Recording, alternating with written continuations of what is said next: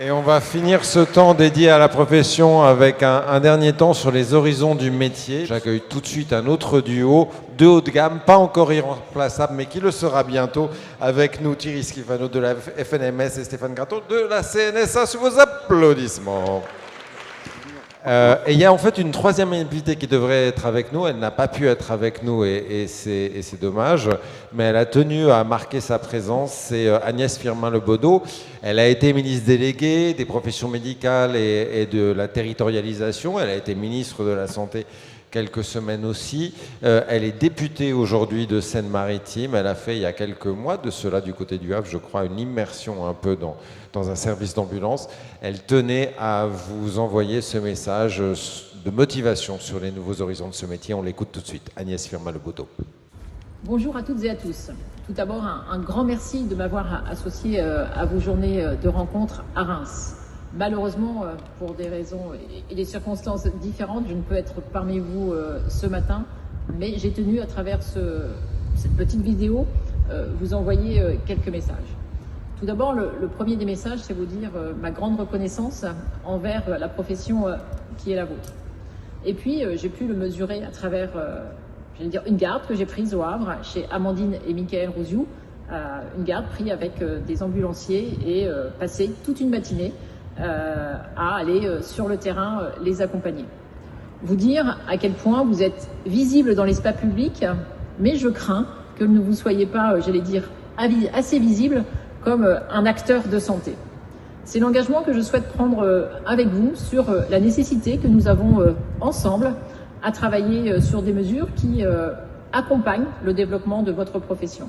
Depuis maintenant le 1er juillet 2022, le transport sanitaire urgent a connu un nouvel essor et moi je suis intimement convaincue que nous devons encore aller plus loin. Aller plus loin en vous aidant à mieux circuler. Et j'ai bien entendu la proposition qui est la vôtre de vous permettre de circuler sur les bandes réservées pour les bus, mais aussi à aller plus loin dans l'information parce que je suis moi intimement convaincue que vous êtes un vrai acteur dans l'accès aux soins et que vous pouvez encore faire plus. Et puis là où nous avons, je crois collectivement aussi encore à beaucoup progresser, c'est sur le transport programmé. Beaucoup de choses sont en attente et vous le savez, vous attendez ce fameux arrêté qui j'espère va finir par arriver. J'interrogerai le prochain ministre de la Santé pour qu'il puisse le faire paraître maintenant assez vite, cet arrêté sur le transport partagé qui est nécessaire. Mais nous devons, je crois, avec le vieillissement de la population, j'ai vu vos recommandations, avec la place qui doit être la vôtre dans l'accès aux soins, pouvoir trouver des mesures. Ce que je vous propose, c'est assez simple. On se retrouve avec un petit groupe de travail à l'Assemblée nationale et on construit ensemble une proposition de loi sur les nécessaires avancées de votre profession. Parce que je vous redis ma reconnaissance, je suis moi intimement convaincue que vous êtes un acteur de l'accès aux soins. Construisons l'avenir ensemble. Alors c'était Agnès Firmin-Lebaudot, aujourd'hui députée de Seine-Maritime, et on voit le beau ciel bleu de Normandie derrière elle. Elle dit fortement qu'il y a un champ pour devenir cet acteur de l'accès aux soins. C'est l'autre grand enjeu, à côté de celui de ce modèle économique dont on parle depuis hier. En quoi est-ce que, je voudrais vous demander à chacun de vous, Stéphane, pour commencer, qu'est-ce que déjà vous retenez un peu de ce qu'elle dit et en quoi est-ce que ce moment de changement de paradigme qu'on évoque depuis hier, pour vous, c'est en effet un moment véritablement de transformation pour le métier et aussi un moment d'opportunité?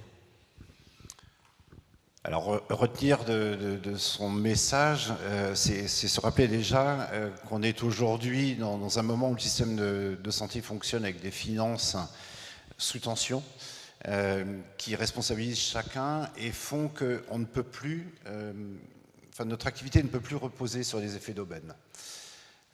Mais de tout ça, faisons-nous une opportunité.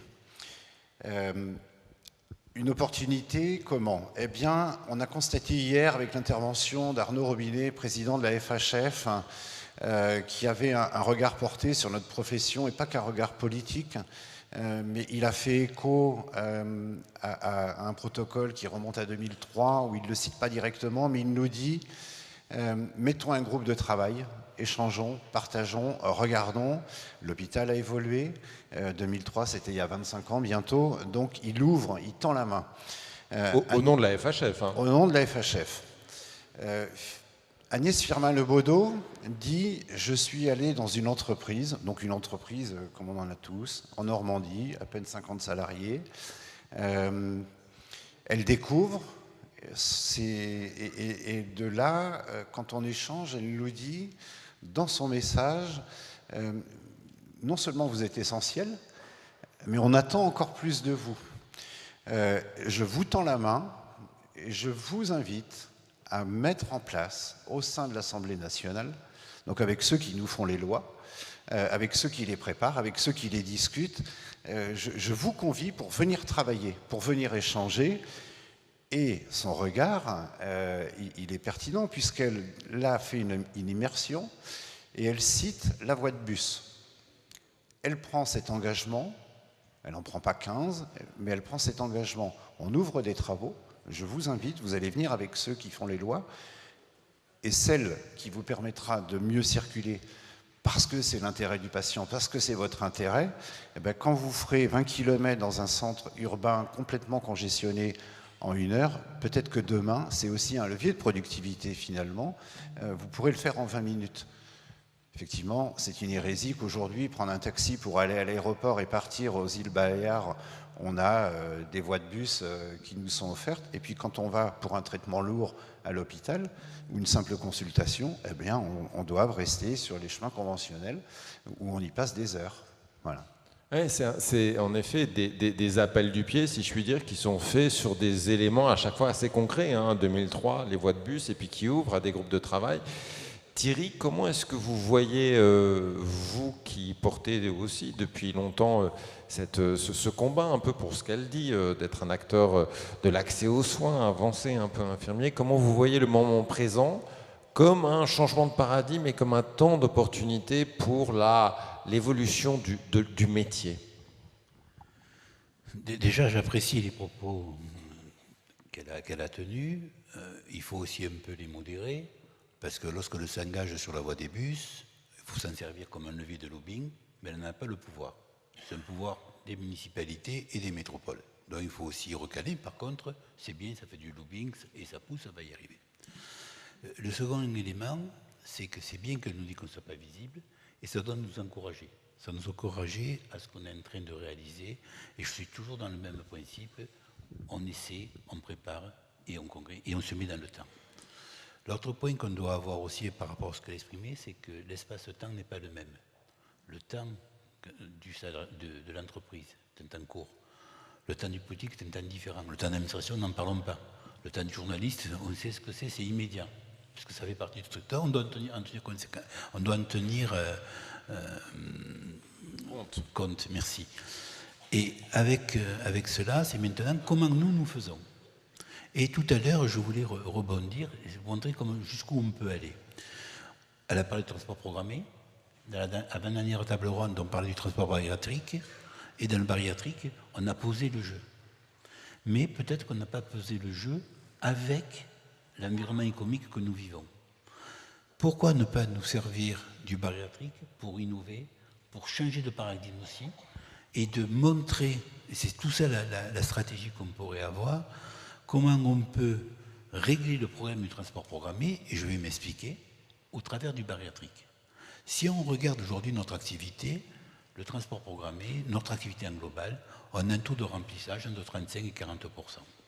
Qu'est-ce que c'est 35-40%? C'est-à-dire c'est sur 100% de temps que je paye à mon salarié, je n'en refacture que 35 ou 40% dans l'entreprise.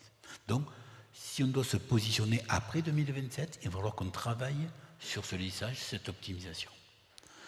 Et comme on a pu travailler avec l'avenant 11, le 10 et le 8 pour préparer ce protocole qu'on a signé, on pourrait très bien innover sur le transport bariatrique en disant, attendez, si tous les ambulanciers de France basculent en bariatrique, on va se retrouver dans les mêmes cas.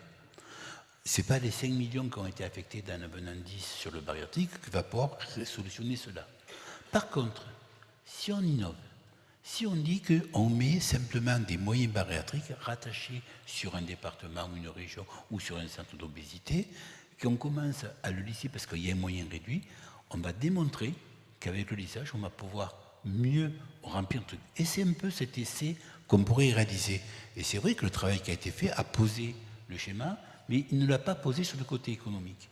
Et c'est un peu tout cela qu'on doit préparer, et on va le voir tout au long de notre échange, c'est préparons-nous aujourd'hui avec les moyens qu'on a, préparons-nous comme on l'a fait sur le modèle économique avec l'assurance maladie, pour se projeter au métier de demain. Et l'autre intervention qu'on fera aussi un peu plus tard, c'est de préparer l'ensemble de nos entreprises à ce paradigme, non pas de 2027, mais de 2027 à 2030. La question, tout de même, c'est en effet comment on fait à partir de ces opportunités-là pour transformer l'essai vers ces nouvelles missions, vers ces nouveaux horizons du métier. Et on le sait, c'est très vite compliqué. D'ailleurs, c'était quand on parlait hier de nouveaux gestes avec la CNAM, ils nous disaient tout de suite « Ah oui, mais vous comprenez, c'est compliqué parce qu'il y a toutes les autres professions médicales qui ont aussi des attentes et ont aussi des ambitions par rapport à ces gestes et à ces champs de compétences. » Et comment faire pour aller au-devant de ces nouvelles missions, non pas sur cette jolie scène et la suivante ou la précédente, mais dans la réalité de cette offre de soins et de ces métiers de santé qui vont vite montrer les dents tout de même là-dessus. Alors, c'est là, et je suis réjoui que Maurice, Olivier, Dominique, qui sont à la tête de nos deux fédérations, sont bien dans cette vision de dire de la contrainte que nous avons en faisant une opportunité. Et je m'explique. Aujourd'hui, on sait tous que le pays est en arrêt. Il faut trouver de nouvelles méthodes pour faire des économies et fonctionner. Et cette période d'économie dure, c'est là où on a notre carte à jouer. Et puisque vous me parlez d'un exemple, je veux parler du TUPH. Aujourd'hui, lorsque nous travaillons en TUPH, qu'on est commandé, on n'a que 40% de nos missions qui justifient une hospitalisation. Ça ne veut pas dire que le transport n'est pas justifié, puisqu'il y a de l'imagerie et de la congestion, parce qu'il y a une carence.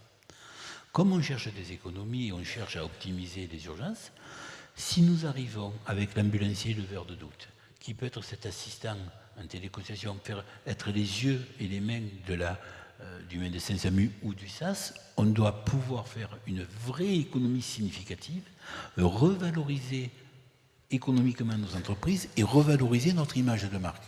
Et c'est avec ces éléments-là qu'on peut y arriver. Et quand je vous parle de prendre l'opportunité de la crise que nous vivons, c'est cela.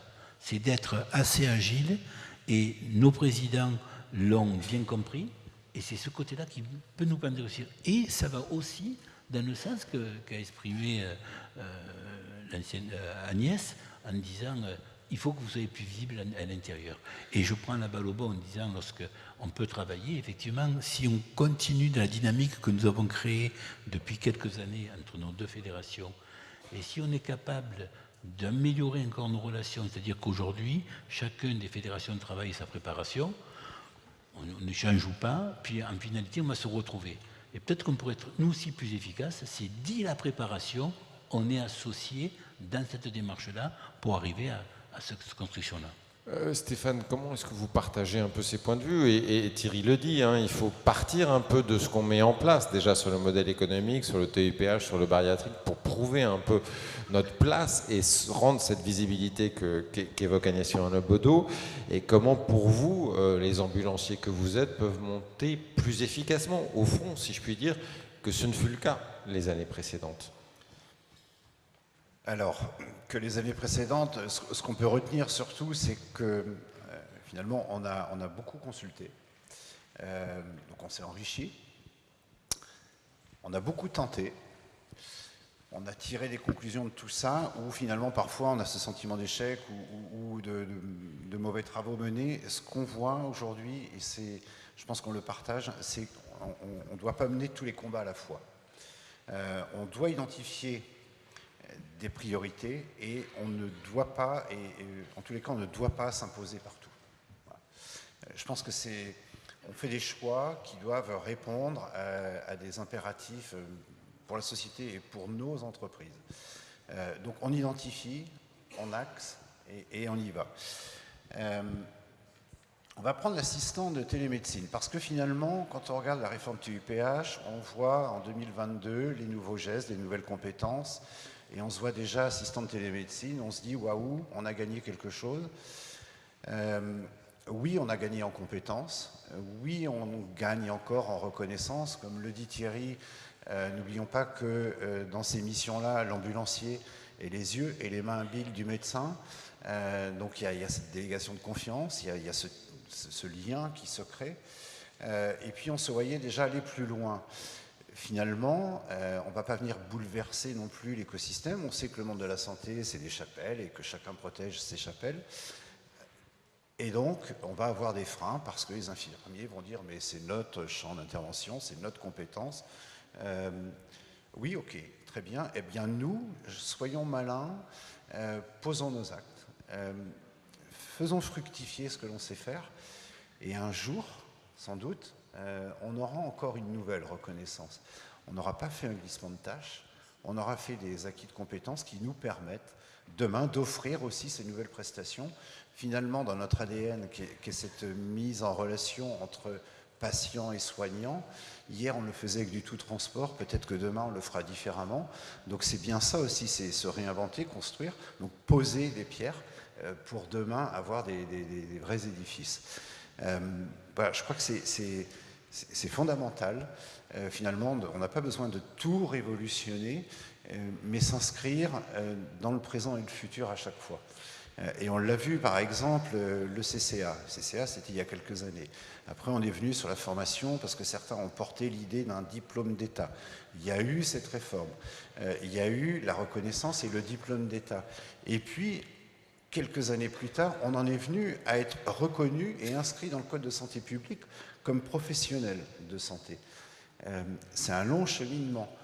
Peut-être que maintenant, on tirera moins de sujets et on ira plus vite sur ceux qui nous intéressent et qui intéressent tout le monde. Voilà. Oui, Thierry. Juste, si je partage tout ce qu'a exprimé Stéphane, il y a un point où je ne suis pas d'accord avec toi. Le point où je ne suis pas d'accord, c'est que tu as dit, on a essayé beaucoup de choses, on a échoué. On n'a pas échoué. On a appris. Et si on n'avait pas présenté tous les dossiers qu'on avait fait, on ne serait peut-être pas là aujourd'hui. Et c'est parce que l'échec fait partie de la réussite qu'on est capable de fonctionner. Et j'ai toujours en ma mémoire les propos de Mandela qui dit « Le seul match que j'ai perdu, c'est celui-là que je n'ai pas joué. Soit je gagne, soit j'apprends. » Et ça, si on est capable de garder ça dans notre mémoire, je vous promets que notre agilité fera qu'on arrive à faire cela. Et le dernier point, je voudrais, en complément, et non pas en désaccord, parce que ce n'est pas un désaccord, vous avez bien juste compris que c'était l'approche qui changeait un petit peu, c'est qu'il y a tout un panel de citoyens qui n'a pas accès aux soins, qui n'est pas suivi par une infirmière, par Paul, par Jacques. Ce que j'appelle, moi, les primo-accédants à l'urgence. Et c'est là notre terrain de jeu pour être inventif. Et le travail que nous fournissons, nos deux fédérations et nos présidents, c'est de légitimiser notre rôle. Et voilà comment on peut créer ça. Et on est toujours pareil. On se prépare, on s'entraîne, on fait des essais pour que, dans l'étape suivante, on soit reconnu légitime à faire cette action-là. Un dernier mot rapide sur la manière dont, pour vous, vos fédérations peuvent se mobiliser et mobiliser autour de ces sujets sur les temps à venir. Thierry, vous le disiez, peut-être qu'on peut être plus ensemble dans l'action. C'est l'axe clé à venir pour vous? Puis tu concluras alors. Mais tu seras d'accord. Vous voyez le duo. Non, j'ai envie de dire, en fait l'exercice là à l'instant, mais c'est celui qui se produit en fait toute l'année, tous les jours. La complémentarité, la force des propositions, parfois des vues divergentes, mais arriver à des vues convergentes, c'est ce qui fait que, j'ai envie de dire, la diversité des idées peut-être, mais doit nous amener à l'unité. On a vu tout à l'heure Amandine et son mari qui accueillent une députée dans leur territoire, ça nous nourrit, vous pouvez le faire. C'est-à-dire qu'on a des actions multiples, on va les concentrer. Et après, parce qu'on est élu, ou représentants, eh bien, dans nos différents conseils d'administration, en réunion de bureau, on va se challenger et on va aller dans l'intérêt de la profession les uns les autres, bien évidemment. Eh ben, on réunit toutes ces idées, on concentre et puis on mène nos actions. En fait, c'est vraiment l'unité, l'unité, l'unité. Thierry, d'un mot. Oui. Je voudrais rebondir pour exprimer ce que je veux dire sur le discours d'entrée d'Olivier. Il dit, au départ, nous n'étions pas tous d'accord. À la finalité, on n'était qu'un. Et on a passé beaucoup d'énergie de pas d'accord pour arriver à cela. Si demain nous sommes capables, et c'est le vœu que j'aimais, puisque je ne suis plus aux affaires propres, c'est que nos présidents, nos fédérations disent, allez, attendez, vous avez un réseau, on en a un. Si on les ajoute à tous les deux, c'est pas deux, ça peut être trois. Et là, on peut y arriver. Et si tout de suite, dans nos préparations, on est capable de balayer tout ça, et pas de jouer perso, comme nous l'avons joué, comme ils l'ont joué, mais qu'on le joue collectif, c'est là aussi le changement de paradigme de nos deux fédérations. Je parle bien de nos deux fédérations parce qu'il y a une histoire entre nous.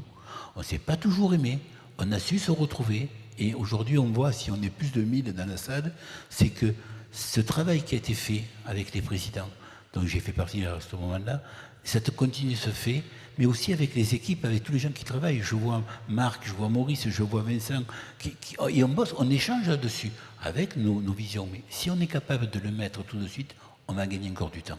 Voilà l'esprit. Ce qui s'est fait sur l'accord de maîtrise, comme on a vu hier.